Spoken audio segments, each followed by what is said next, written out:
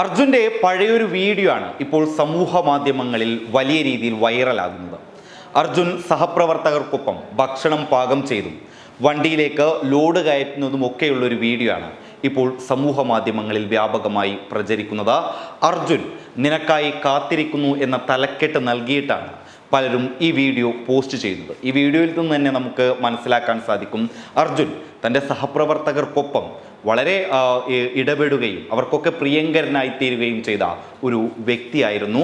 കുറച്ച് ദിവസങ്ങൾക്ക് മുമ്പ് മീഡിയ വൺ അർജുൻ്റെ നാട്ടിൽ നിന്നൊരു റിപ്പോർട്ട് തയ്യാറാക്കിയിരുന്നു. അതായത് അർജുൻ്റെ നാട്ടുകാരും സുഹൃത്തുക്കളുമൊക്കെ അർജുനെ പറ്റി സംസാരിക്കുന്നത് ആ വീഡിയോ നോക്കുമ്പോൾ നമുക്ക് മനസ്സിലാക്കാൻ പറ്റുന്നൊരു ഘടകമെന്ന് പറയുന്നത്, അർജുൻ ആ നാട്ടുകാർക്കും അവൻ്റെ സുഹൃത്തുക്കൾക്കുമൊക്കെ ഏറെ പ്രിയപ്പെട്ട ഒരാൾ കൂടിയായിരുന്നു അർജുൻ. അതുകൊണ്ട് തന്നെയാണ് അർജുൻ്റെ ഈ തിരോധാനം വലിയ രീതിയിൽ കേരളക്കരയെ ഇത്രമാത്രം വേദനയിലാഴ്ത്തുന്നത്. അതേസമയം അർജുനു വേണ്ടിയുള്ള നിർണായകമായ രക്ഷാദൗത്യം പുരോഗമിച്ചു കൊണ്ടിരിക്കുകയാണ്. ഇതുവരെയും അർജുൻ്റെ അടുത്തേക്ക് എത്താൻ സാധിച്ചിട്ടില്ല. ഓരോ ദിവസവും ഓരോ ആശങ്കകളും ഓരോ സംശയങ്ങളും ഓരോ പ്രതിസന്ധികളുമാണ് അർജുൻ്റെ അടുത്തെത്തുന്നതിൽ നിന്ന് വലിയൊരു തടസ്സമായി നിൽക്കുന്നത്. ആദ്യഘട്ടത്തിൽ അർജുൻ്റെ ലോറി എവിടെയായിരുന്നു എന്നുള്ളതിനെ പറ്റിയിട്ടുള്ള കൃത്യമായിട്ടുള്ള ഒരു വ്യക്തത ഉണ്ടായിരുന്നില്ല. മണ്ണിനടിയിൽ പരിശോധന നടത്തുന്നു. പിന്നീടാണ് സൈന്യം വന്ന് ഈ ലോറി പുഴയിലുണ്ട് എന്നുള്ളൊരു സ്ഥിരീകരണം നടത്തുന്നത്. പക്ഷേ പുഴയിലിറങ്ങി തിരച്ചിൽ നടത്താൻ പോലും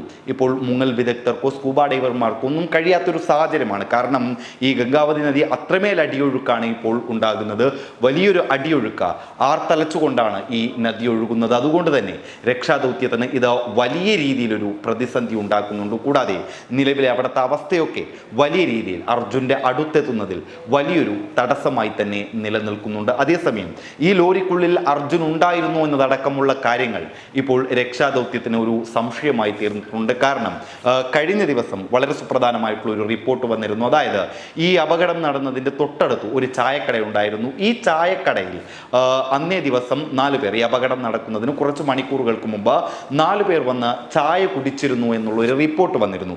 ഈ ചായ കുടിച്ചവരോടൊപ്പം അർജുനും ഉണ്ടായിരുന്നു എന്നതടക്കമുള്ള ഒരു വലിയൊരു ചോദ്യം കൂടി ഇപ്പോഴും ചോദ്യചിഹ്നമായി തന്നെ നിലനിൽക്കുന്നുണ്ട്. അങ്ങനെയാണ് എങ്കിൽ അർജുനെ വെള്ളത്തിലുള്ള ഈ ലോറിയിൽ നിന്ന് കാണാൻ സാധിക്കില്ല. അതേസമയം ഈ ലോറിയുടെ ഡ്രൈവർ ക്യാബിനടക്കം വെള്ളത്തിൻ്റെ അടിത്തട്ടിലേക്ക് താഴ്ന്നു പോയിട്ടുള്ള ഒരവസ്ഥയുണ്ട് എന്നുള്ള റിപ്പോർട്ടുകൾ കൂടി പുറത്തു വരുമ്പോൾ കേരളം ഇപ്പോഴും പ്രതീക്ഷ വിടാതെ പ്രാർത്ഥിക്കുകയാണ് അർജുന് വേണ്ടി.